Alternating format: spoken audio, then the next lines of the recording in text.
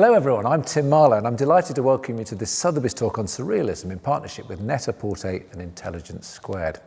It's almost surreal to be here at Sotheby's in London in front of this remarkable painting by René Magritte, L'Empire des Lumires, which we're going to be discussing in a lot more detail later on. But first I want to introduce you to two rather brilliant guests I've got here with me. The British award-winning singer-songwriter Celeste. In 2019 she won the BBC's annual Sound of Poll and the Rising Star Award, and her debut album Not Your Muse was released in 2021, went into #1 and has surrealist overtones and undertones, more of which also shortly. And of course, Helena Newman, chairman of Sotheby's Europe and worldwide head of Impressionist and Modern Art. Now, the reason we're doing this is because surrealism is having quite a moment now. Tate Modern's exhibition Surrealism Beyond Borders opens this week. This year's Venice Biennale is called The Milk of Dreams, which is a name borrowed from a painting by surrealist artist Leonora Carrington. The Peggy Guggenheim Museum in Venice has a surrealist show opening soon, and the Hayward Gallery has an exhibition of work by Louise Bourgeois on, which also is an artist fundamentally influenced by surrealism. Oh, and not forgetting the Design Museum here in London, which I happen to be the director of, which has an exhibition opening in the autumn called Objects of Desire, Surrealism and Design from 1924 to the present. So, framing all of that, and starting with you, Helena, why do you think surrealism is having this particular moment now? Well, I think it's lots of things coming together at the same moment. I mean, first of all, you could argue that actually surrealism never left. Of course, technically surrealism ended in '66 with the death of André Breton, so you have the sort of technical end of an art historical movement, which really, in any case, flourished pre-Second World War. But I would argue that the legacy just endures. I mean, if anything, there's the imagery of surrealism and the drawing of dreams and the focus on the imagination and the subconscious is something that so many artists today draw on for their inspiration, is still important to us. And I think the reason why there's so many shows right now is also to do with the fact it's kind of in the zeitgeist at the moment. If you think that so much about surrealism, it's to do with beyond reality, it's to do with how we digest and navigate the human existence. And that is so topical right now. I mean, it couldn't be more topical as we deal with this sort of uncertain world and our positions as humans in that world. And I think surrealism is addressing that. So these shows, in a way, speak to our conscious right now. And even though it was concerned with the subconscious. Yeah, exactly. I mean, they speak to a dialogue. I mean, particularly, I think the Biennale in Venice will be really interesting to see how that plays out. I mean, I think it will address so many themes that were being addressed in the 20s with the beginning of surrealism that are still relevant today. And, how we sort of address that as people looking at art and as artists, I think is really topical. It's really interesting though, Celeste, because surrealism was first of all poetic, philosophical, and then visual arts, and then it's permeated different areas. So that breadth probably helps reverberate in the minds of creative people like you today as a musician. But what's your sense of why it's still important today, or it chimes today? Yeah, definitely. I agree with everything you said, actually. And I think something I was thinking about last night as I was falling asleep and thinking about surrealism and why it appeals to me. And I think what it is it gives you some form of escapism, but there within it is something sort of underpinning a reality, and perhaps it's a reality that we're running away from. I know, for example, when I see a Salvador Dalí and what speaks to me in that, say, not to speak badly about this, but say opposed to something like this, is the raw emotion in it. There's a darkness within it, and I think that perhaps in your everyday circumstance, in your everyday life where things can be quite menial and quite mundane, and you'd perhaps rather live in ignorance than malevolence or despair or any anxious feelings that can come with every day, you hear something or you see something and it allows that expression to live, but it's something that you can just experience and endure momentarily within art and within music and within film. And I think that's why we look to these things, because it offers us that moment of sanctity in knowing there's something out there in which we can relate to, but we don't have to endure that kind of existence as a constant. So it's not escape. Well, it is escapism, but it's transcendental. It takes you out of yourself, but it heightens your sense of self, which is an interesting definition of surrealism. Yeah. So how did you come to have a particular interest in surrealism creatively? Well, I think the first image I saw was the Shirley Temple Salvador Dalí piece, and I actually had a print of it on my wall when I was a teenager, and I'm not sure exactly what it was that drew me to that. And later on, I made friends with somebody at school, and he had showed me the Salvador Dalí cookbook that his grandma had had for a really long time, and that's where I started to realize these things that I didn't have a formal education in who these works were by and all of these sorts of things, but I kept finding myself coming back to the same artists and the same images. And I guess in video and in fashion and in music, which all definitely have to work with each other, I think when you're creating a world as a musician, all of those things have to align, and they can also empower you and the way that you're seen, and also the way that you perform. And I recently made a video for a song of mine called Tonight Tonight, and one of the references was actually a film called Being John Malkovich, which I guess is post-surrealist. Yeah, an example of how that's influenced today. But recently you were involved in a project at Tate Modern that involved a specific Salvador Dalí painting, weren't you? Yeah, so I was invited to do a sort of immersive performance, and the piece of work that we mused, if you like, was Metamorphosis of Narcissus. And the idea was to create a piece of set design that somewhat mimicked and kind of mirrored some of the symbolism and images in the painting itself. And I performed a single from my debut album called Not Your Muse, which was definitely influenced by sort of my observation and my sort of growing intrigue of the relationships between the artist and the muse. And I guess in the last 2 to 3 years, I started to think about what my relationship was with certain power structures within the music industry. And in reading about certain muses and artists and watching documentaries growing up, I guess a part of me, being romantic, wanted to see how I could kind of learn from understanding those relationships and likening it to my relationship in those sorts of corporate structures. And in doing so, it really helped me to understand how to sort of empower myself in that world. And actually, it was the beginning of quite a big shift in my relationship with that. And yeah, it's been a great help. It's interesting because Dalí was a showman and I think a self-confessed narcissist, and if he wasn't self-confessed, Really? Oh dear. But I love the fact that you used it as a way of sort of transcending that, and you looked at the relationship he had with Gala, his wife. Yeah. But sort of reversed the idea of the woman as object and exploited muse. Yeah, well, I guess my understanding of muse and artist, or of what I'd felt from even just seeing the posture of these women in photographs and paintings and just depictions all across the board, it felt like there was something quite powerless about them. And although they were being given a kind of pedestal, and although they were being given a moment to flourish in their beauty and everything else, something about it felt quite forced, and something about them always felt a little bit uncomfortable. And then I sort of began to read about Gala, and it struck me, and I sort of began to wonder if perhaps the power play was the opposite way around. And actually, some of the artists that we're going to speak about later on, like Leonora Carrington and is it Leonor? Fini, yeah.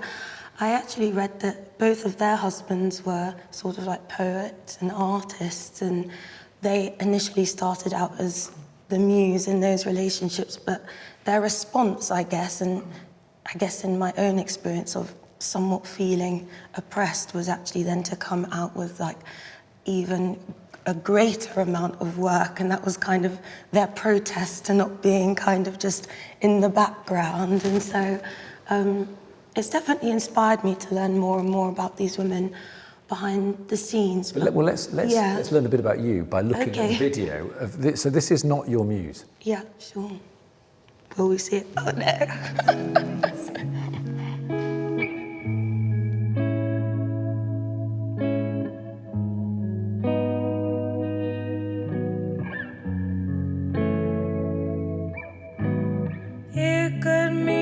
Silence with my heart, the world is strong enough.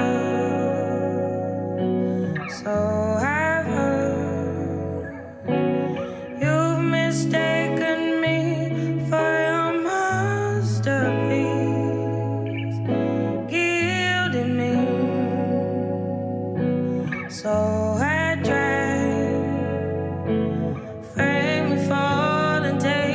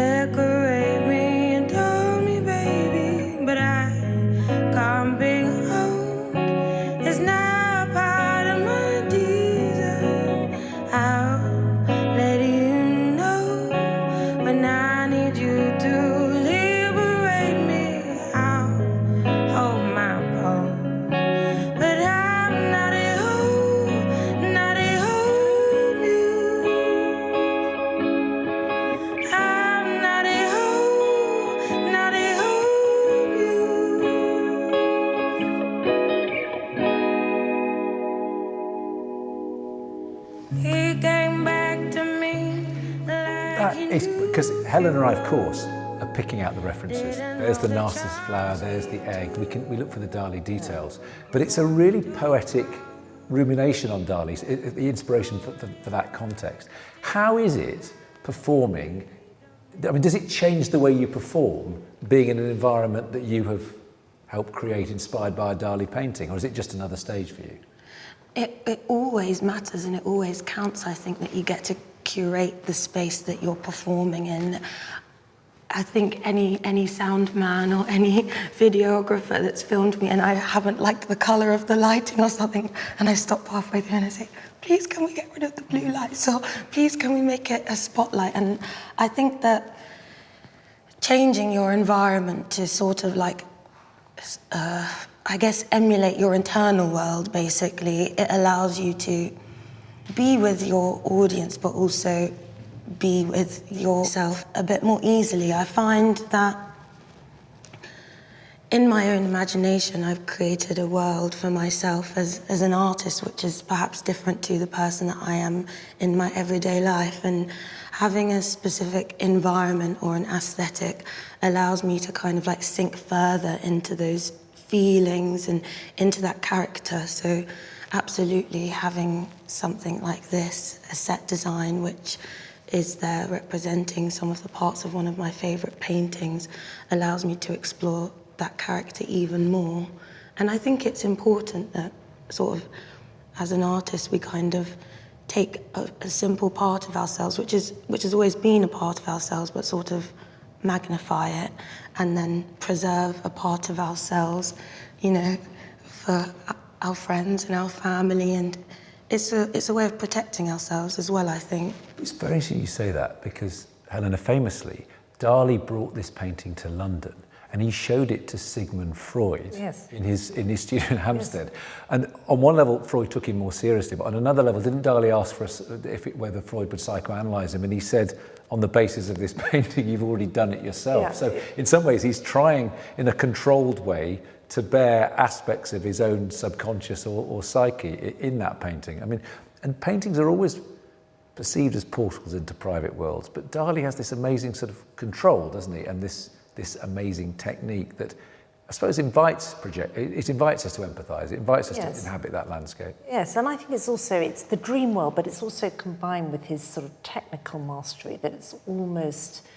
sort of photo, you know, it's almost like entering into a film world, isn't it? And of course that was another whole dimension of his work. And so I think it's fabulous what you do, because in a way you are bringing to life in emotion and in three dimensions, the paintings, but I think Dalí would have loved it. I mean, I think it's just absolutely in tune with the the aesthetic and the artistic intent, and with surrealism generally, which is a sort of merging of different art forms, isn't it? Because it comes out of words and poetry, and then you have the visual side, and then as it evolves in the 20th century, you get more and more moving images and cinema and photography and design and three-dimensional forms. So it's fabulous. Why don't we do a little whistle-stop tour of the history of surrealism? Because we've established sort of in reverse the dream paintings. Yes. We've had a little look at Magritte. Dalí's obviously, I mean, he described his works as sickly images of concrete irrationality, but dream paintings will do. Yeah. So let's just go back to the beginnings, because it's a coherent movement, isn't it? It's formed in Paris in the early 20s with a manifesto and a group of poets and painters and philosophers who gather around André Breton. Yes, exactly, and as I said, it starts as a literary movement actually, and with poetry, with André Breton as the head, but it's very much coming out of. I mean, it has to be seen in its historical context. It's coming out of Dadaism, which in turn is coming out of the sort of ruins of the First World War. So it is a movement that is all immersive. It's to do with a sort of revolutionary reaction to the status quo, coming to terms with the destruction. Many of the artists had actually fought in the First World War. They'd experienced, they came back with, shell shock, and their world has turned upside down. And so that the whole experience and that whole kind of thinking that all the rigid hierarchies couldn't stand anymore, and how that was going to be addressed through words and imagery was, I think, really how it starts. It is, and like every radical avant-garde movement, Dada, which ultimately sought to destroy itself, but artists couldn't help but create. So you get someone like Kurt Schwitters making Dada collages that actually have stood the test of time, but themselves become a trigger for surrealist free association. Yes, so that kind of, I think with Schwitters you get that brilliant just sort of nonsense of, like a train ticket or a piece of string juxtaposed with a button, and it's just sort of found objects reassembled in a sort of different, surprising way. And that, in a way, forms the root of a lot of what happens with surrealist paintings and imagery, where you get this sort of surprise juxtaposition of the everyday to make you think again and shock and surprise and delight, but also destabilize. Yeah, there's a quote, isn't there, from the French poet Lautréamont about the chance encounter of an umbrella and a sewing machine on a dissecting table, which you kind of think of, but then you think, well, there's three realities brought together and there's a kind of trigger or a spark. Yeah. But obviously, you talk about the literary, so automatic writing, doodling, going with the flow, letting your subconscious manifest itself, is interesting, say, in the context of Miro, who talks about not trying to paint something, but just beginning painting and see where the mark-making process takes him. Yeah, so this was, alongside the kind of obsession with dreams was this other thread, which was automatism and actually trying to go straight to, bypass and go straight to the subconscious and to try to put that down on paper. Actually, they tried also with words, with these sort of nonsense poems, but in the visual equivalent is something like Miro, where you see just the sort of almost hieroglyphic forms and some forms just reduced to their absolute sort of calligraphic reduction, and it's extraordinary. And it's signs and symbols. Yes, exactly. Coalescing into ideas. Yeah.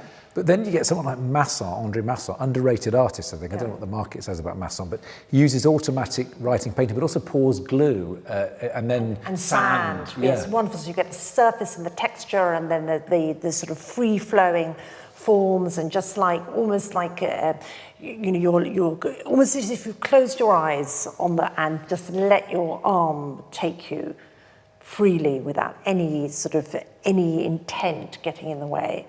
Which actually finds its most abstract and epic form in America 20, 30 years later, doesn't it?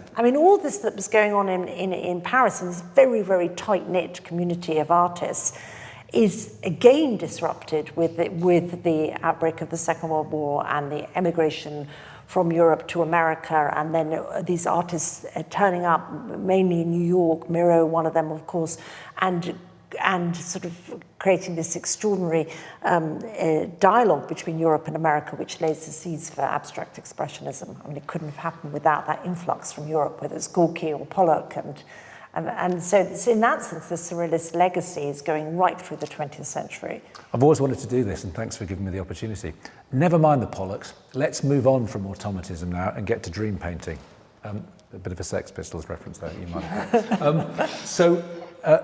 Automatism's one aspect, but the dream paintings have their origins actually in Max Ernst and others, don't they? Because Ernst uses the idea of collage, but in this painting, which is called Pietà, or Revolution by Night, the notion of eyes closed, the dream world inhabiting the interior, is juxtaposed with an image of actually Ernst himself being held by his father, mirroring the image of Christ, which is blasphemous and a Freudian, well, I say nightmare, but a Freudian labyrinth. Well, I mean, it's very disturbing. I mean, it's like, it's really like Ernst has tried to paint a really, what nowadays in common language we would call a surreal dream. And there is one of these examples is here, and it's arresting, it's disturbing, it's shocking, it's strange. It looks it looks both normal and abnormal at the same time, and it's just it is very, very arresting, disquieting image. But the title Revolution as well, the surrealists believed in, I mean, they became political eventually, but they believed in that the world could be revolutionized internally. The mind and the subconscious were at the heart of that. Do we still subscribe to that possibility, or does that seem naive now? What, that the mind could... That revolutions can happen by a change of perception rather than... Yes, well, I think they can. I absolutely think they can. But I mean, I think that there was a lot of idealism in the surrealist movement at the beginning because of this sort of, as I said, this sort of horror of the war and this sort of sense that... But I think there's still the... yeah, I think we do, but I wonder whether creatively, do you think it's possible to fundamentally change the world by shifting people's perspectives creatively? Yeah, I do really believe that that's possible. Yeah, absolutely. It's a conversation that I have with my friends quite regularly at the moment, but then we kind of joke and say, would our generation then really want to restructure a country or restructure a society or something like that? I feel perhaps these days people feel heard because they can subscribe to or participate in a movement or a group through their telephone, and it doesn't necessarily require sort of like taking to the streets or being bold and being heard, perhaps in the way that these artists were when they were around.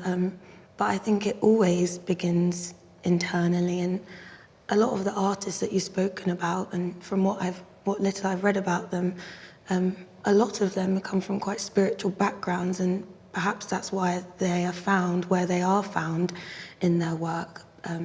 Because I think that kind of spiritual health is something that I think can allow you to travel beyond your initial sort of human capacity, I think. And it's something that I think we've perhaps neglected in the last 10 or 20 years as the world's got faster and we have access to all of these things. And actually reading about all of these artists in the last few days, and something that I think about in general is how perhaps in a time where things were a lot simpler, we could think of these brave and great ideas and actually think about how to pick up and follow through with them. And so, I do believe that it's something we can do within our minds, but then it's also about communication, which is, I think, something people have somewhat lost the art of a little bit these days. But it's amazing how much we communicate just by imagery, the Instagram world, where sometimes an image system was, which brings us back to surrealism, to Magritte, not this one, but actually there's early Magritte paintings have this amazingly arresting quality of absurdity, playfulness, but they're utterly memorable. I mean, the idea of a train coming caroming out of a fireplace, but is completely sort of shocking, surprising. You dislocating, the sort of surprise juxtaposition of images, and you've got this very kind of bourgeois interior with the mirror and the fireplace, and then this train coming through, and you know, all the associations of time and speed and static and movement and inside and outside, and again, like a visualization of a crazy dream. I mean, yeah, you can try and explain it logically. Yeah. I've heard people say, you know, the phrase driving a coach and horses through a situation. But Magritte, he's playing with something that's kind of familiar, but at the same time utterly inexplicable, isn't it? Yes, exactly, which is, I think, where the disquieting sort of, you know, because it seems in first glance that, you know, you're going to be able to explain it, but it actually, you're constantly disturbed by it, I think. Well, more of Magritte later, but Celeste, you mentioned actually a particular and growing interest you had in women surrealists. And this is interesting, isn't it, Helena? Because in the last few years, revisionist art history and just the quality of work that were made by various women artists who were around the surrealist milieu, but were certainly not fully respected by the movement, which was very male and fairly misogynistic. Yeah, I mean, if you think of that photo we saw at the beginning of the surrealist group all lined up together, you know, not a woman in the image, and yet, in fact, each behind, you know, with each of these male figures were female artists, models, muses, artists in their own right, and the role of women was incredibly important in the group, but it was, you know, within a context of a time when it was misogynist, and they were, you know, very much subjugated to what the male artists were doing. Often the women were of a younger generation,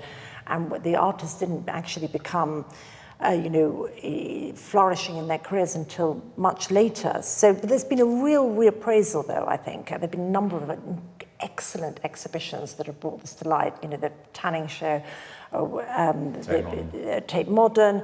There was a wonderful show in Germany just devoted to surrealist female artists. There's been a huge reappraisal, for instance, of Frida Kahlo, who's now, you know, was a world famous, recognizable artist, but at the time she was, you know, there were years and years of obscurity. But I think this whole question of, you know, whether the female figures in this movement were subject or object, this whole play on the muse and the artist as self-portraitist, which was very common with the female artists like Leonora, Fini or Leonora Carrington, or a number of the female artists who had to use themselves as subjects, actually. Well, this Leonor Fini image of the Sphinx is wonderful. I mean, it's quirky, but it's a wonderful parody of the female as muse. Yes, exactly. Well, it's the female as muse, and she's using herself as her subject, and she's also playing with this sort of hybrid human-animal figure, the Sphinx, and which again is, you see a lot of these hybrid characters actually in the surrealist sort of iconography, a lot. And I think it's to do with this sort of fusion of, human and animal, and bringing in myths and bringing in the dreams. But she creates this kind of alter ego, which recurs again and again in her paintings of the Sphinx. It's like her quite ferocious alter ego. And is the market doing well for women's surrealists? Yes, so alongside all these exhibitions that are really sort of readdress the kind of traditional art historical way that surrealism was written about and appraised, and the art market itself is reappraised. So this Leonora Carrington image was sold, wasn't it, in New York last year? So the Leonora Carrington was sold, for a record in New York last year. There was a huge amount of interest, and the Fini is coming up in our auction next week. And Tanning's also doing well. Tanning's doing very well. Which brings us to this image, which you, Celeste, could have. Weren't you interested in performing in front of this one, but you opted for Dalí. Yeah.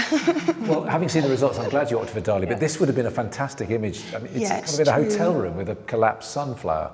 Yeah, you know, I only just realised it was a hotel room. Corridor, Yeah, and perhaps in my experience in the last year, I would have been more drawn to this painting because I've had to spend a lot of time in hotel rooms, quite haunted ones actually. Yeah, I think the reason why I chose the Dalí piece is because of what the flower, the daffodil, represented in that painting. And although sunflowers are my lucky flower, I didn't really appreciate the symbolism of the sunflower opposed to the daffodil in the Dalí painting. Well, because in the Dalí painting, it's a symbol of rebirth. In this, it's destroyed. I mean, it's a symbol of impending death, Decay. Isn't it? Decay, Yeah. And am I right in thinking one of them is the real girl and then one of them's the doll? Yeah. That's also very strange, because you don't see that immediately, and then that's, yes. Well, she, and also, didn't Tanning love Gothic novels? So there's a kind of Gothic aspect to this kind of painting. Yeah. And she talked about it as a confrontation, which... Exactly. And you think you're sort of looking in on some story, you can't quite understand what's happened, if there's been, there's some either terrible thing that's happened or going to happen or something, and it's very mysterious, but you don't know quite what you're looking at.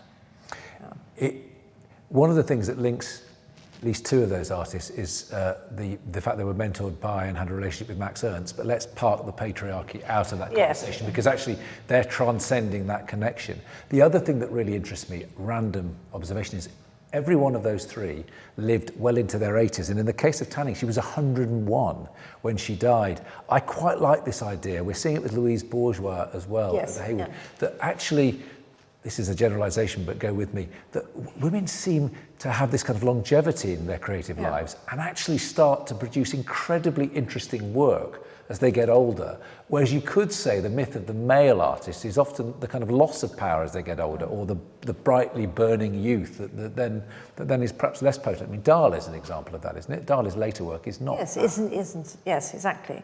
But I think that so many of these women had careers that stretched into the 60s, 70s, and only being reappraised now, and in a way that's incredibly exciting to see. A lot of the body of work was quite unknown for many decades. So we'll look a bit at the legacy of the impact. I mean, you're living, breathing example of that, Celeste. You've picked up on surrealism and you've pushed it in different directions. Where else do we see the legacy of surrealism now in contemporary culture? Well, I think it has sort of become embedded into contemporary culture. If you think, whether it's advertising or film or design or photography, I mean, so many elements, even in our language actually, but it's so many elements, it's just there all around us. And, we refer to things as surreal, we recognize the imagery, the sort of key Magritian images or Dalí-esque images that they're around us. It's incredible how much it's embedded now into our sort of culture, our visual culture. Yeah, via things like pop art, I suppose, in a kind of way. But that idea of the subconscious, I mean, advertising, the subliminal idea about how things might appeal to the subconscious is interesting in a way. Do you consciously want to explore subconscious reaction to your work? Because a lot of surrealism was predicated on that. Or is that something you just leave well alone and it's up to the individual? I think it's definitely down to the individual how they are to interpret something, and I think it's just something that you do without realising. And that's fair to an unfair question. So let's talk briefly before we go to Magritte about taste, because now Dalí is, I mean, I'll defend Dalí to the hilt. I think he's a fascinating artist, an important artist. But there is a certain snobbery around that Dalí is a kind of adolescent thing or something, a phase you go through. Yeah. And it's probably because it's so heightened, and some people say garish.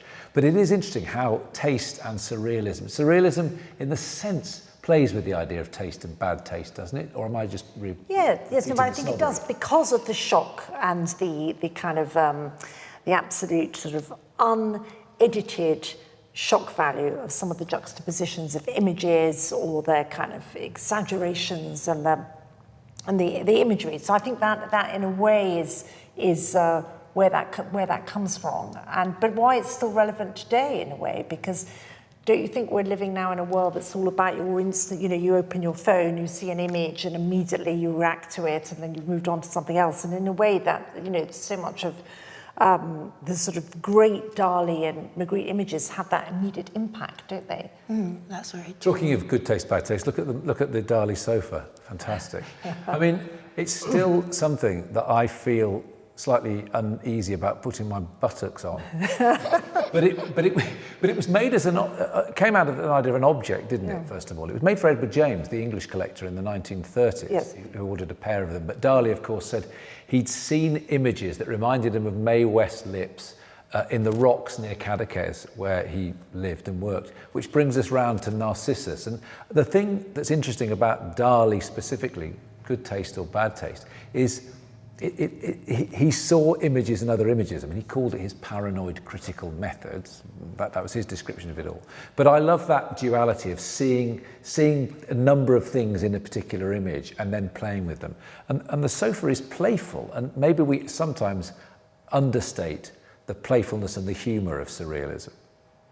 Yeah, well, I mean, I think you totally got that sort of, you've got the humour and you've got this sort of slight, you know, particularly with Magritte as well, with all the sort of crazy images of the apple in the face of the bowler hatted man. And so many images that are just, you don't, they're unforgettable in their sort of slightly unsettling wit, I would say. Yeah, it's amazing how Magritte managed to co-opt the apple, and then Lalanne and I mean some of the contemporary designs or the designs in the 70s also reappropriated that image. Totally, and I think there must be that echo there. I mean, there must be this sort of apple is such an image in surrealism, and you know, there's certain sort of motifs, the apple, the hat, that you know come again and again with different artists, and I think you know with Lalanne, it's you know it is also, you know, a very evocative symbol anyway, going back to, you know, Adam and Eve. But then somehow with here, it's just that sort of purity of form, standing alone, and that is very much in that vein of the surrealist sort of aesthetic and imagery. It's interesting, Celeste, how you were able to use surrealism in general and Dalí in particular for a set design. So that, I mean, a notion of an interior. I mean, it's interesting how you felt it lent itself or demanded that, because I mean that's one of the premises of the Design Museum's exhibition, is looking how surrealism actually impacted on taste. Sometimes there were pure interiors that were surreal, but in other instances it was just an inflection, a sofa, an ornament, or whatever. Did you feel that you were true to the spirit of surrealism in that set that you designed, or true to the spirit of yourself, or did the two inextricably feel linked? I felt that perhaps I was true to the spirit of that specific painting, but perhaps if I was being true and at the root of surrealism, I would have done something completely opposite to the painting and interpreted the feeling I had when I looked at it and reacted to it in that way rather than reacting to it aesthetically. But I think perhaps there's time for that in the future. Yeah, I suppose the Dalí Lobster Telephone is the best example of that, because all kids, when they see it, get the humour. I mean, it's just absurd but funny. And there's a lovely comment that Dalí once said, that playfully in a book of his, that he was a bit disappointed when he went to a restaurant and ordered grilled lobster, that they didn't give him a boiled telephone. But then it's also, I mean, the idea that you'd put something like that to your ear has another dimension to it. The fact that he puts the genitals, which is in the tail of the lobster where your mouth is, there's kind of Freudian associations. They're interestingly layered, aren't they? Yes. And the implications are broad. Anyway, I can see you're desperate to get onto Magritte, because it's like this has been the third or the fourth presence really among us this evening. And what's interesting about it is there is no human presence in the painting. There's no signs of human beings, but it's charged with the absence of human activity. Yeah, I mean, I totally see it like that, because I mean, first of all, it's very immersive as a presence when you actually see it firsthand. I mean, a lot of us know the image from it was a very, very famous image, L'Empire de Lumière, and we know it from reproductions and exhibition catalogues, but actually to stand, or in this case sit, which is great actually from this angle because we're getting a good perspective of the lower part of the picture, but to see it firsthand is really fantastic. And there is this sense of a human presence without the human beings being there that is very poetic and I think draws you in. And it's partly this juxtaposition of the lit windows on the first floor, but the shuttered windows on the ground floor. It's partly the sense of the street light. Why would you have a street light if it's not to illuminate the pavement for people walking past? But then the street lamp itself has got this kind of almost anthropomorphic feel to it, hasn't it? I mean, it looks almost like the sort of rigid, straight up bowler-hatted man that the light could be his hat and his arms by his side. So it almost makes you think of that figure that you see in some of Magritte's paintings, which is his alter ego.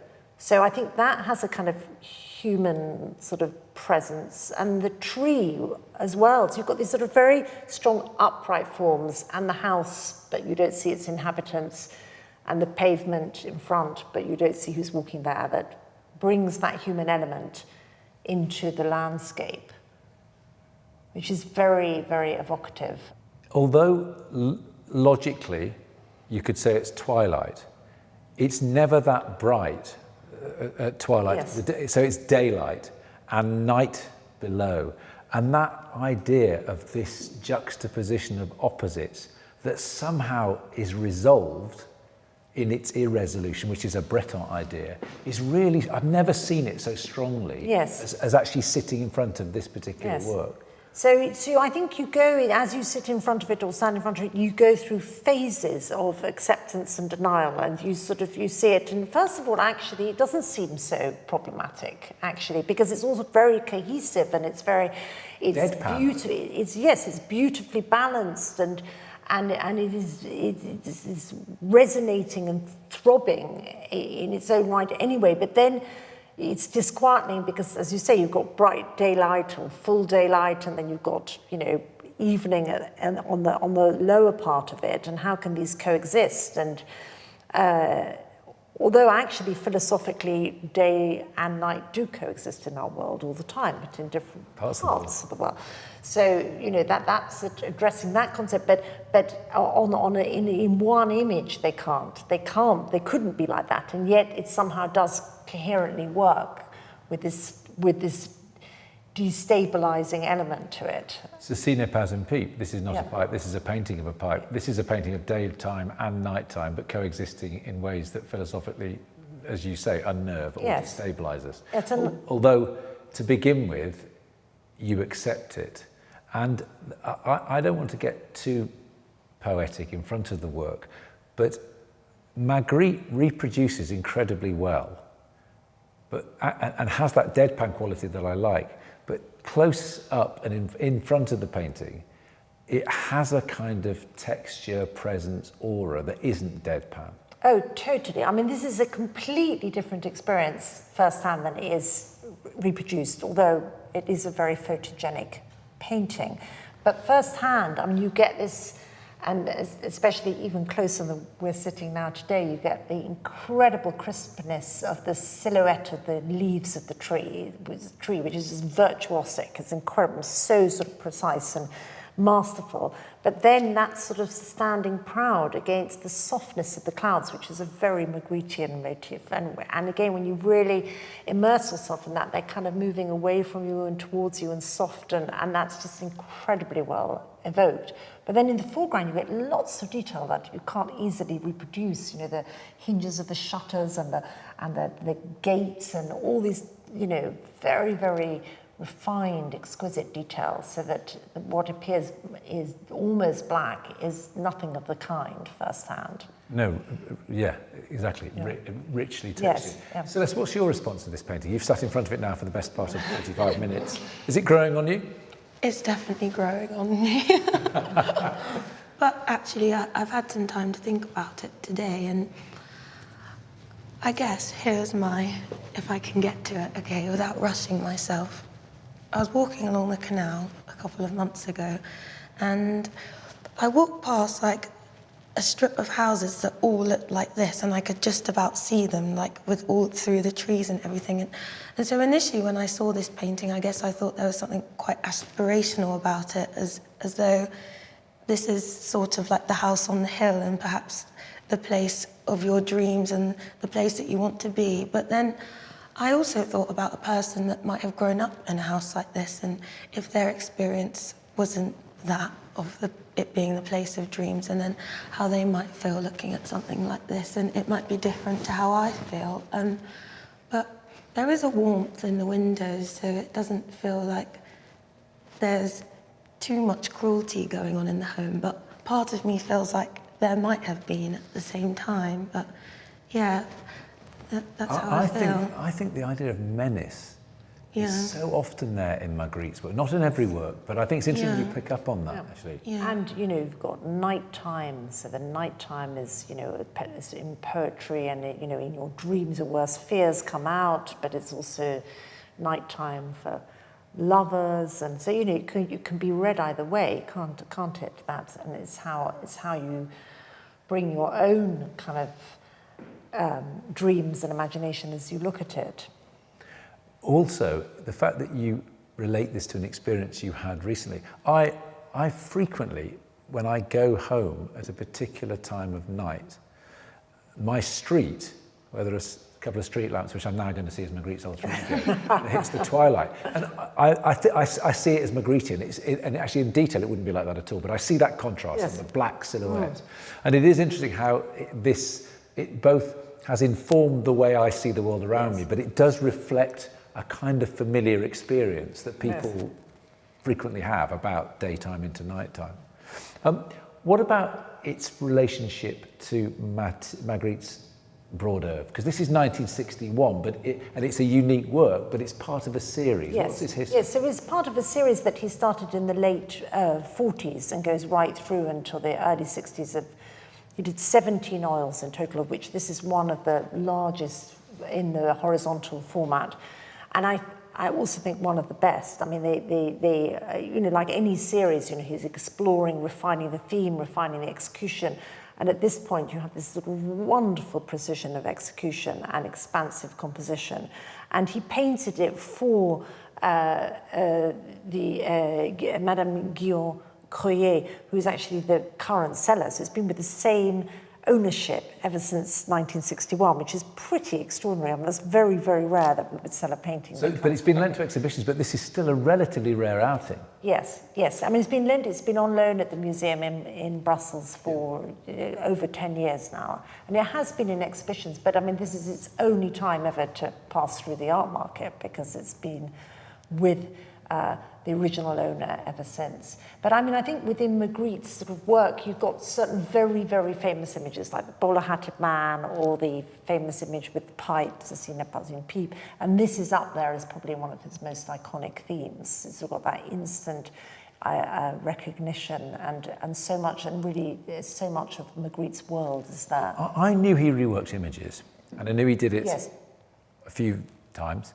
I didn't know that this had been done up to 17 Yes. times. So it's a unique work that is itself a reproduction by the painter of a reproduction of a reproduction of a reproduction. Yeah. And so what's authentic and what's not, it's also played with it. I mean, everything's authentic and nothing is authentic. Yes, but it's I would say that it's more like a variation on the theme. So each one is a slightly different.